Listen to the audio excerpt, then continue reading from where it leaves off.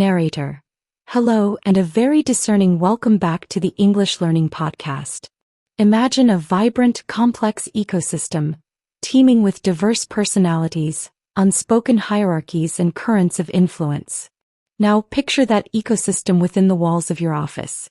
Yes, we're talking about something often whispered about, sometimes dreaded, but undeniably omnipresent in every professional environment: workplace politics. It's the subtle art of understanding power dynamics, building strategic relationships and influencing outcomes, not always through formal channels, but through informal networks and interpersonal acumen. Far from being a negative force, when understood and navigated skillfully, workplace politics can be a powerful tool for driving innovation, fostering collaboration and advancing your career ethically.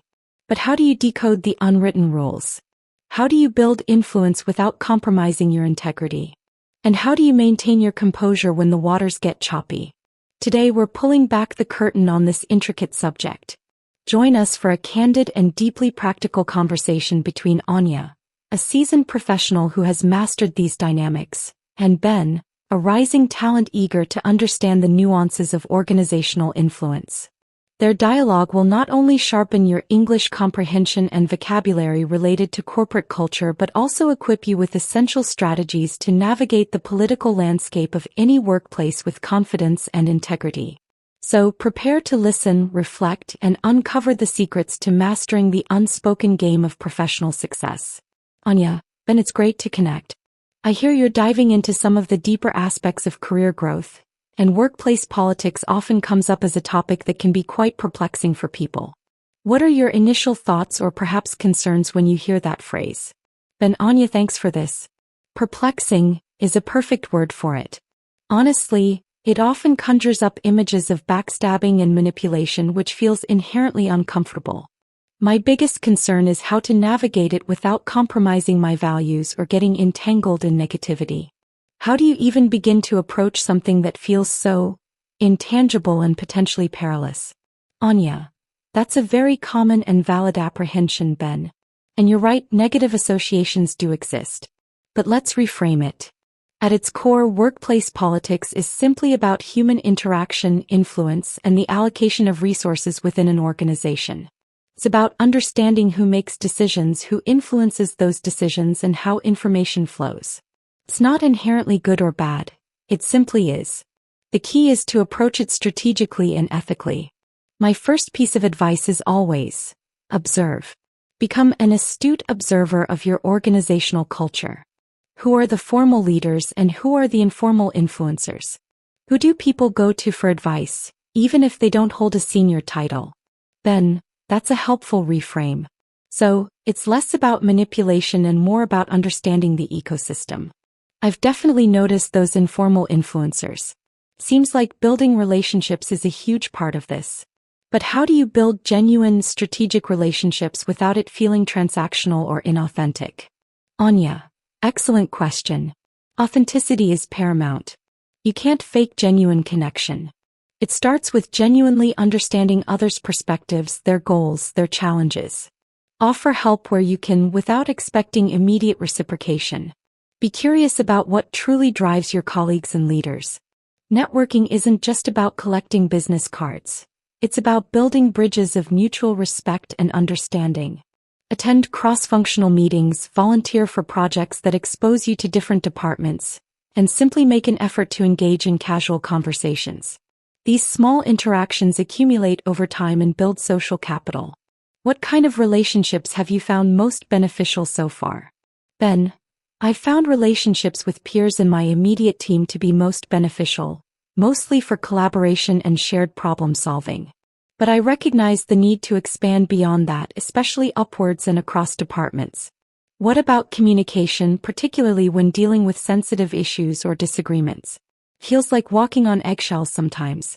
Anya, you're right, sensitive communications require finesse. My strategy revolves around clarity, respect, and focusing on shared objectives. When there's a disagreement, instead of approaching it as my way versus your way, frame it around, how can we achieve the best outcome for the project/company? Always communicate with data and rationale, not just opinion. Listen more than you speak, truly seeking to understand the other person's viewpoint, even if you disagree. And whenever possible, address issues directly and privately rather than allowing them to fester or become public spectacles. Public conflict rarely serves anyone. Have you encountered situations where conflict resolution skills were put to the test? Ben, absolutely. I've had a few instances where differing opinions on project direction caused tension. My instinct has been to try and find a quick compromise, but sometimes that just leads to a watered-down solution. What about identifying and managing conflict? Are there specific types of political conflicts one should be aware of?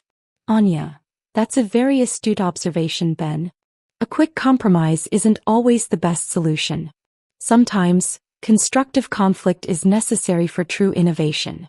Political conflicts often stem from competition over resources, budget, headcount, attention, differing strategic priorities, or clashes of personality and values. Recognizing the root cause of the conflict is essential. Is it a genuine disagreement about strategy, or is it a power play? Once you understand the underlying dynamics, you can choose your approach. Sometimes, it means mediating between parties. Other times it means advocating strongly for your position with robust data. And occasionally, it means knowing when to gracefully concede if the battle isn't worth the larger war. How do you currently approach advocating for your own ideas when you know there might be resistance?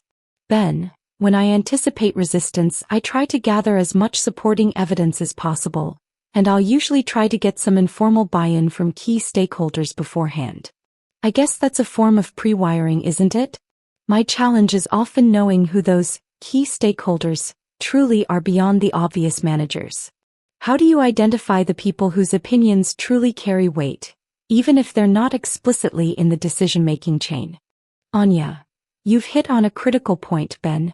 Pre-wiring is an excellent term for it, and it's a powerful political tool. Identifying the true key stakeholders often requires a keen understanding of the organizational chart and the informal influence map. Look for individuals who are consistently consulted, whose opinions are frequently cited, or who seem to have a knack for getting projects off the ground despite obstacles. They might be long-tenured employees with deep institutional knowledge, technical experts whose insights are indispensable, or even administrative assistants who control access and information flow. Cultivating relationships with these individuals, understanding their concerns, and incorporating their feedback before a formal presentation can dramatically increase your proposal's chances of success. It's about building a coalition of support. Ben, that makes sense. It sounds like being proactive and investing in relationships before you need something is crucial. What are some common pitfalls or missteps people make when trying to navigate workplace politics, and how can one avoid them? Anya, many pitfalls exist. One of the most common is gossiping or engaging in negative talk about colleagues. It erodes trust and damages your reputation faster than almost anything else. Another is being solely self-serving. People quickly see through overt opportunism. A third is not understanding the why behind decisions, attributing malice where there's just a different strategic priority. To avoid these, always maintain professionalism and discretion. Focus on contributing to the collective good. Seek to understand before being understood. And never burn bridges. Today's adversary might be tomorrow's ally. Have you ever observed these pitfalls in action, either by others or perhaps even felt yourself teetering on the edge? Ben, I've definitely seen the gossiping trap. It's so tempting sometimes when frustration builds, but I can see how quickly it backfires. And yes, I've perhaps been guilty of not fully understanding the why behind some decisions and interpreting them too personally. That's a valuable insight. What about ethical considerations? Where do you draw the line between strategic navigation and becoming manipulative or unethical? Anya, this is the most important distinction, Ben. The line is drawn at integrity and transparency. Ethical navigation is about influencing outcomes positively, for the collective benefit, without deceiving, undermining, or exploiting others. It's about persuasion, not coercion. It's about collaboration, not sabotage. A good litmus test is, would I be comfortable with this action being publicly known? If the answer is no, then it likely crosses the line. Ethical politics builds trust and sustainable relationships, Unethical politics might yield short-term gains but inevitably leads to reputational damage and isolation. What does integrity in the workplace mean to you? Ben, for me, integrity means being honest, keeping my commitments and treating everyone with respect regardless of their position. It also means owning my mistakes.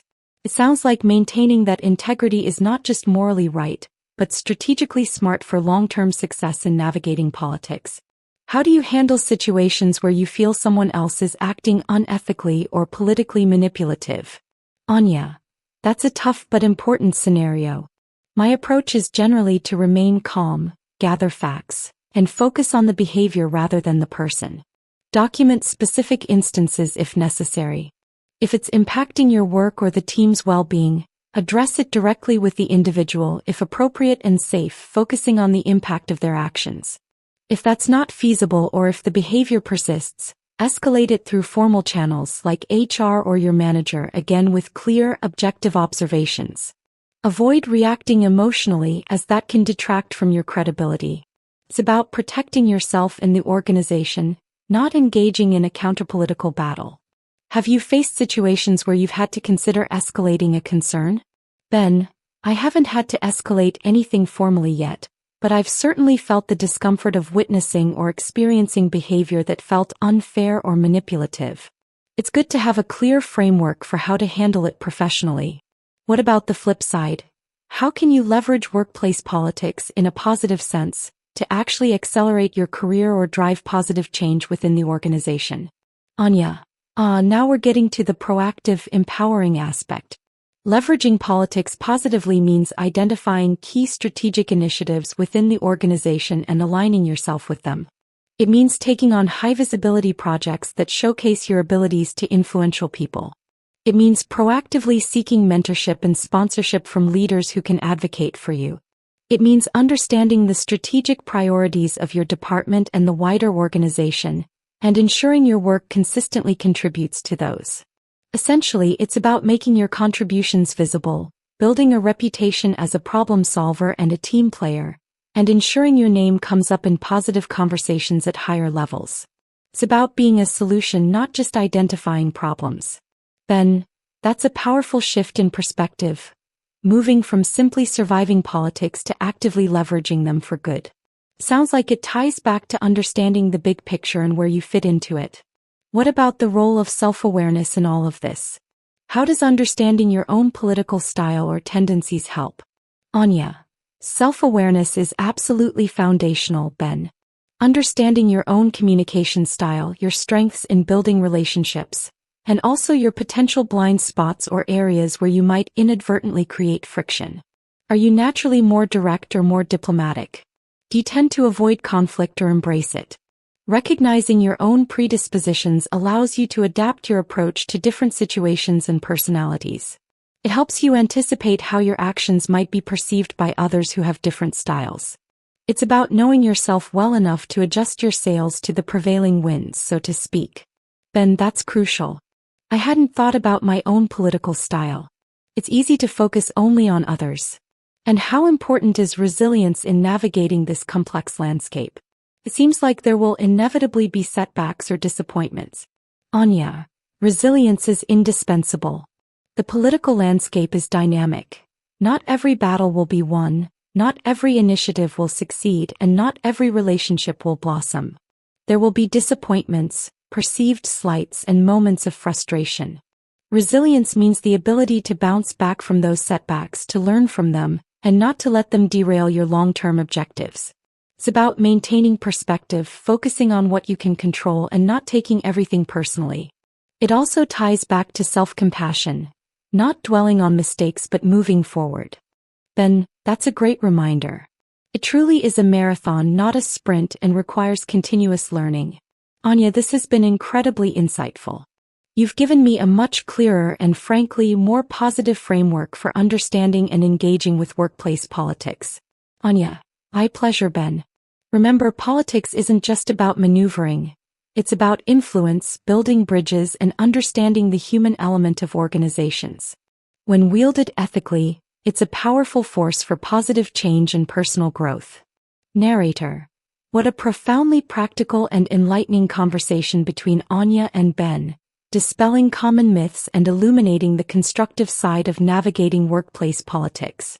They masterfully outlined strategies for understanding organizational dynamics, building authentic relationships, communicating with finesse, managing conflict, and leveraging influence ethically to drive both personal and collective success.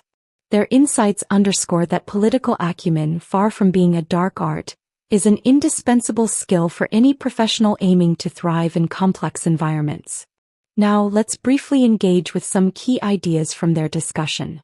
Practice session 1. Workplace dynamics. Anya mentioned observing informal influencers. Who might some informal influencers be in your own workplace or a past one? 2. Ethical boundary. What is one key principle that helps you ensure you navigate workplace politics ethically without compromising your integrity? 3. Positive leverage. Reflect on how you could proactively leverage workplace politics to contribute positively to a project or advance a shared goal. 4. Communication finesse. Ben mentioned communication regarding sensitive issues. What is one strategy Anya suggested for communicating effectively during disagreements? Narrator. As Anya and Ben so expertly articulated, navigating workplace politics is not an optional extra, but an integral component of professional mastery. It demands keen observation, strategic relationship building, ethical discernment, and unwavering self-awareness. By understanding the unspoken rules and honing your ability to influence with integrity, you transform potential pitfalls into pathways for growth and impact. Remember, your influence is a powerful force. Wield it wisely, nurture your connections, and consistently strive for outcomes that benefit all. Until our next compelling discussion on the English Learning Podcast, continue to learn, adapt, and lead with purpose.